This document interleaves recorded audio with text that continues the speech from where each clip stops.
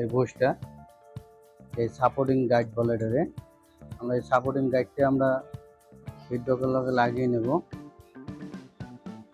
এটা আমরা জাতা দিয়ে ধরে 2.5 মিলি লিঙ্গি দিয়ে আমরা টাইট দেবো নাটটা, বাম সাইডে খুলে না আসে, আমরা ওইভাবে টাইট দেবো। যেহেতু গ্রুপ করা আছে, এই গ্রুপ করা আছে বিধে নাটটা খুলবে না। আমরা ঠান্ডা মাথায় এটা টাইট দিয়ে নেব। টাইট দিয়ে নিলাম, এটা আর খোলার কোনো অপশন নাই। বুশটা পাত্রিটা এখন এটি লাগিয়ে নেব।